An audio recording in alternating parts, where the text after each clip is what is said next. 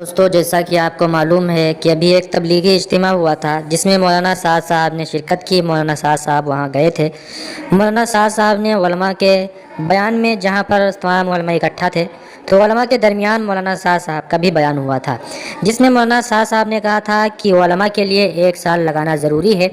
वो इस वजह से ज़रूरी है ताकि वो आवाम में जाएं, लोगों के दरमियान रहें और उनको देखें और उनकी कैफियत महसूस करें कि उनका ईमान कितना कमज़ोर हो चुका है। जब ये तमाम चीज़ें आवाम की हमदर्दी उलमा समझेंगे तो उनकी खिदमत करेंगे और उनको दीन की तरफ बुलाएंगे, दीन की दावत देंगे। ये बयान मौलाना साद साहब ने दिया था। दोस्तों, मौलाना साद साहब जो है, तो इन्होंने इससे पहले भी बयान दिया था जिसमें उलमा के लिए साल लगाना ज़रूरी है। इस तरह की बात मौलाना साद साहब ने कही थी। मौलाना साद साहब के बयान आने के बाद इस तरह की और भी बहुत सारी बातें कही थी, जिस पर दारुल उलूम देवबंद से फतवा भी लगा था।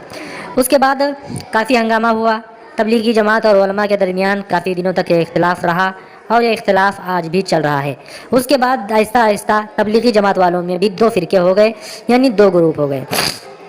अब 2 तबलीगी जमात के 2 ग्रुप हैं, एक अमारत वाला और एक शूरा वाला। आपको मालूम होना चाहिए कि अमारत वाला ये मौलाना साद साहब का ग्रुप है और शूरा वाला जो है तो ये मौलाना अहमद लाड साहब का ग्रुप है। मौलाना साद साहब के ग्रुप में ज़्यादातर जोहला रहते हैं, जो अनपढ़ रहते हैं वो लोग हैं, और मौलाना अहमद लाड साहब के ग्रुप में ज़्यादातर उलमा हजरात हैं। दोस्तों, अब सवाल ये है, क्या तबलीगी जमात में उलमा के लिए 1 साल लगाना बहुत ज़रूरी है? ये उलमा पर 1 साल तबलीगी जमात में लगाना फ़र्ज़ है या वाजिब है या सुन्नत है या मुस्तहब है, क्या है? तो पहली चीज़ ये है कि देखिए, मौलाना साद साहब ने जो कहा है कि उलमा के लिए 1 साल लगाना ज़रूरी है, तो ख़ुद मौलाना साद साहब ने 1 साल नहीं लगाया।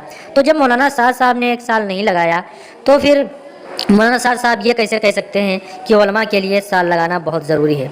ये पहली चीज़ हुई। दूसरी बात यह है, क्या उलमा के लिए साल लगाना बहुत ज़रूरी है?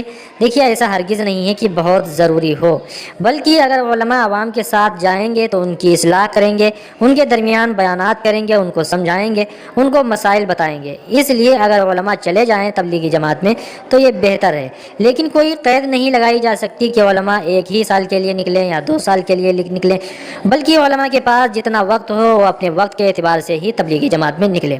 जैसे कि मदरसों में छुट्टी होती है या रमज़ान की छुट्टी होती है, तो ये तकरीबन 2 महीने की होती है। 15 दिन शाबान को होती है तो 15 दिन इधर हो गए, और 1 महीना रमज़ान का हो गया, और उधर शव्वाल में भी 15 दिन तक रहती है छुट्टी।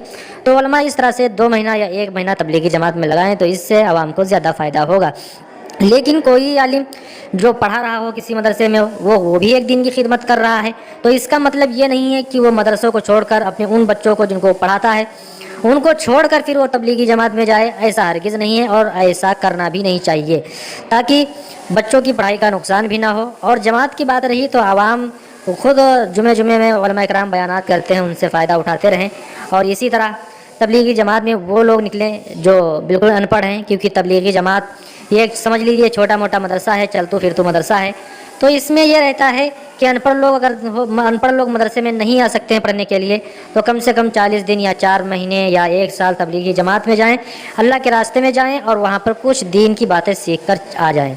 तो इसलिए आवाम के लिए ज़्यादा बेहतर है, और उसमें 1-2 उलमा हों मसाइल बताने के लिए, समझाने के लिए।